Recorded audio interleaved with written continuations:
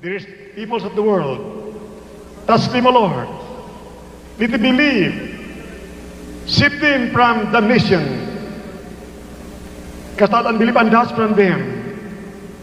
Help me bring for thy message and bind the power of darkness. In the name of Jesus, demons of hindrances, Satan, demons, be frozen. Magandang araw mga kapatid.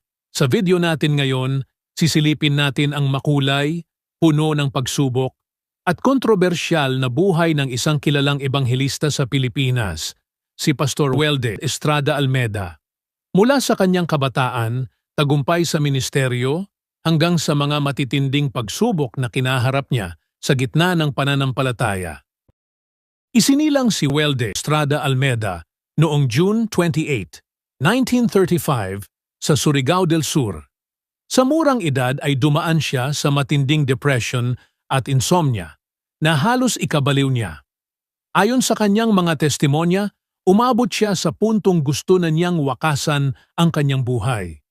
Ngunit nagbago ang lahat nang may isang Kristiyano ang nagbahagi sa kanya ng salita ng Diyos. Dito nagsimula ang kanyang personal na relasyon sa Panginoon, isang pagbabago na magdadala sa kanya sa isang mas malaking misyon.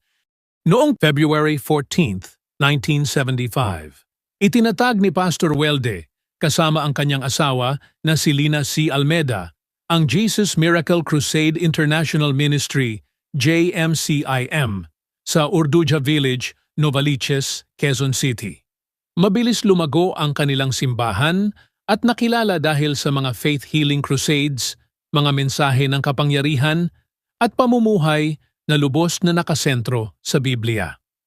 Sa loob ng ilang dekada, ang JMCIM ay naging isa sa pinakakilalang relihiyosong organisasyon sa bansa at nagkaroon pa ng mga sangay sa iba't ibang panig ng mundo, mula Canada, Amerika, Middle East, Europe hanggang Asia.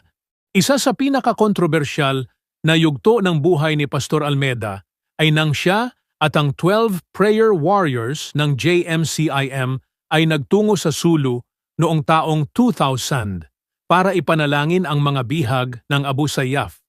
Ang layunin nila ay makipag-usap sa mga terorista upang mapalaya ang mga bihag sa pamamagitan ng pananampalataya. Ngunit hindi naging madali ang lahat. Sila mismo ay naging bihag ng grupo sa loob ng halos 3 buwan. Naglabas ng pag-aalala ang gobyerno, media at maging ang simbahan dahil sa panganib ng kanilang ginawa. May ilan ding nagsabi na negligent umano ang grupo sa pagpasok sa ganitong sitwasyon at hindi nila isinaalang-alang ang kaligtasan ng bawat isa. Sa kabila ng lahat, pinuri pa rin si Pastor Welde ng kanyang mga tagasunod bilang isang buhay na saksi ng pananampalataya. Nailigtas silang lahat sa tulong ng operasyon ng militar.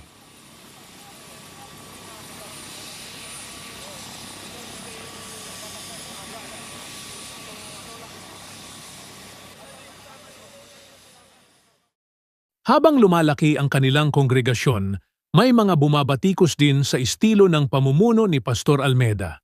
May ilang kritiko na nagsabing masyado raw siyang diktador at tila kulto ang ilang aspeto ng kanilang samahan, lalo na't labis ang pagsunod ng mga miyembro at ang paniniwalang siya ay propeta ng Diyos.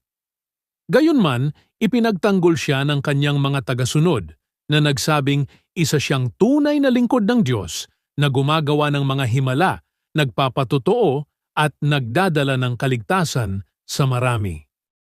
Pumanaw si Pastor Welde E. Almeda noong October 19, 2024 sa edad na 89. Ang kanyang pagpanaw ay ikinalungkot ng buong kongregasyon. Hanggang sa kanyang huling hininga ay bitbit niya ang pananampalataya at panawagan ng pagbabalik loob sa Diyos. Ngayon, ipinagpapatuloy ng kanyang pamilya, lalo na ni Evangelist Lina Almeda, ang pangangaral at pagpapalaganap ng pananampalataya sa ilalim ng JMCIM. At diyan nagtatapos ang makulay at kontrobersyal na buhay ni Pastor Welde E. Almeda, isang ebanghelista na ang misyon ay hindi natakot sa panganib at kontrobersya. para lamang maipahayag ang salita ng Diyos.